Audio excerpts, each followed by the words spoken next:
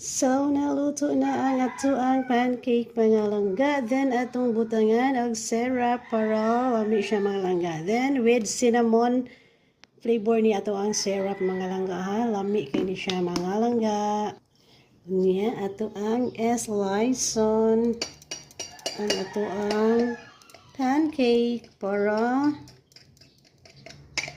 dili kaayo dako inikaon.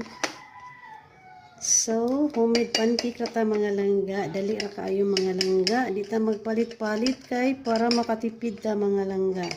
So, that's it mga langga. Ang ating pancake. So, yummy mga langga. That's it na mga langga. Parisan din na to og tea or black coffee. So, that's it mga langga. Ang ating morning mabugnaw nga morning mga langga. So, pancake lang ta mga langga nga with cinnamon syrup mga langga. So, perting kay yummy ani mga langga. So, ganahan mo magluto. Pagluto mo mga langga para makatipid mo.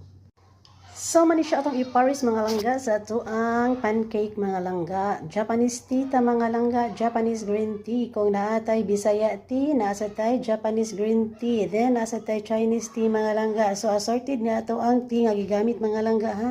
So, wala ko nag black coffee mga langga kay para dili kayo ta expose sa caffeine mga langga. Sama ni siya mga langga na green tea sa ako sa Japanese tea mga langga. So mara ni akong iparis ako ang pancake. So yummy na kayo ni siya mga langga. So mao ni siya mga langga kay ang atong pancake mga langga na siya sugar. So mani ako na lang giparisan o green tea nga walay sugar mga langga. So that's it mga langga. Let's eat.